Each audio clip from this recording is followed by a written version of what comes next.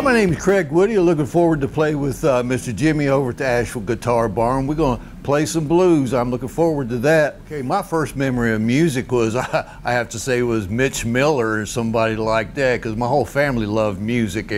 Don't come from a musically talented background in my family, but all of my family always just loved all kinds of music. It was around 79 when I got out of the Air Force, started playing a little harmonica, because I had an uncle up in Pennsylvania that was a great harmonica player. Used a tongue blocking technique where most people don't use that anymore, but he used a tongue blocking technique where you play all the lead notes out of one side of your mouth and chords on the other. And it's very difficult, but I was really inspired by that, and picked up a harmonica and dabbled with it a little bit, you know. But it was I was almost 40 years old, I guess, before I really got serious with it. What got me really interested in harmonica is I had a good friend of mine, my running buddy, Larry Heath, that I grew up with. We only lived a couple miles from each other.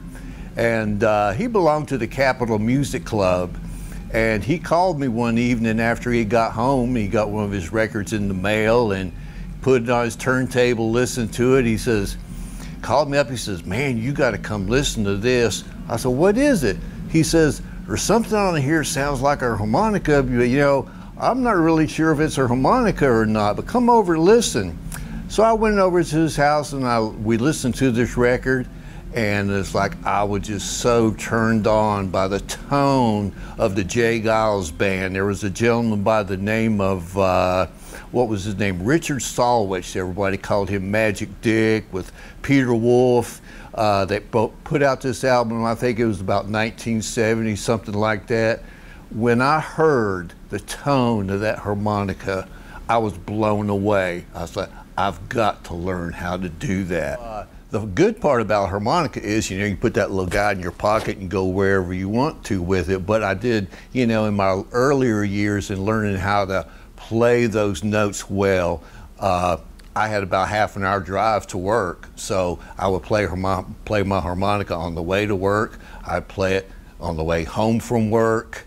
I would have it on my nightstand where I could play it before I would get out of bed early on a Saturday morning. I'd lay there and play harmonica laying in bed before I even would get up. And with any instrument, a lot of times it takes that much diligence to ever get good at it.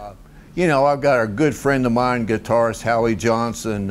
He helped me out a whole lot through the years, growing through the blues scene. We played a place called Robson's Barbecue and Blues years ago, and that fell apart in about a year or so. But he took me under his wing and let me play in his band. We played the Asheville scene for a while, and I've played in various blues bands, blues trios with Ellen Trinka, and I've had a ball with it so far. I'd subscribed to a thing called the American Harmonica Newsletter, and you know, between reading that and some other material, found that, hey, guess what? 80% of your tone comes from the harmonica player himself. Now, your amps, your mics, and all that stuff is just a little icing on the cake, but if you want good tone, you got to bring it from deep inside you. Yeah, you know, growing up on a dairy farm was a little tough. It was a lot of hard work, of course, like any farmer would tell you, but it was a good learning lesson in a lot of ways, and it's a very humbling experience, to say the least. But you know, I think it really had a lot to do with who I am today. There was a lot of hard times, and like a lot of blues guys will tell you, you know, he's been through some hard times and he's seen some good times. But I think a lot of the blues is about the celebrations of the bad times that are past and gone. But you can look back on them now, and some of it was funny, some of it was not so funny, but it creates a little bit of your character.